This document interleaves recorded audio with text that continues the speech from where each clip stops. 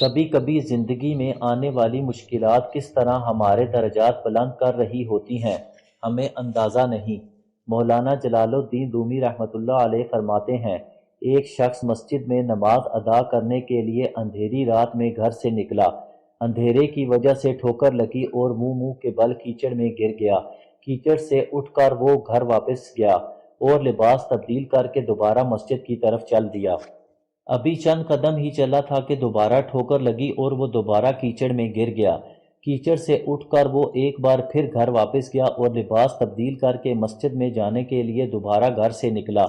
اپنے گھر کے دروازے پر اسے ایک شخص ملا جو اپنے ہاتھ میں ایک روشن چراغ تھامے ہوئے تھا۔ چراغ والا شخص چپ چاپ نمازی کے آگے آگے مسجد کی طرف چل دیا۔ اس بار چراغ کی روشنی میں نمازی کو مسجد میں پہنچنے تک کسی دشواری کا سامنا نہ کرنا پڑا اور وہ بخیریت مسجد تک پہنچ گیا۔ مسجد کے دروازے پر پہنچ کر چراغ والا شخص رک گیا۔ نمازی اسے وہیں چھوڑ کر مسجد میں داخل ہو گیا اور نماز ادا کرنے لگا۔ نماز سے فارغ ہو کر وہ مسجد سے باہر نکلا اور اس نے دیکھا کہ چراغ والا شخص اس کا منتظر ہے تاکہ وہ اسے دوبارہ چراغ کی روشنی میں گھر تک چھوڑ آئے۔ جب نمازی گھر پہنچ گیا تو نمازی نے اس اجنبی شخص سے پوچھا کہ آپ کون ہیں؟ اجنبی شخص بولا، سچ بتاؤں تو میں شیطان ہوں۔ یہ سن کر اس نمازی کی حیرت کی انتہا نہ رہی۔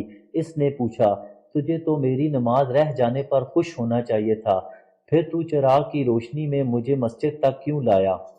ابلیس شیطان نے جواب دیا، جب تجھے پہلی بار ٹھوکر لگی تو اللہ نے تیرے عمر بھر کے گناہ معاف فرما دیے۔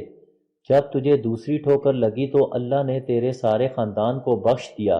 مجھے فکر ہوئی کہ اب اگر تو ٹھوکر کھا کر گرا تو کہیں اللہ تعالیٰ تیرے سارے گناہوں کی مغفرت نہ فرما دے، اس لیے میں چراغ لے کر آیا ہوں کہ تو بغیر گرے مسجد تک پہنچ جائے۔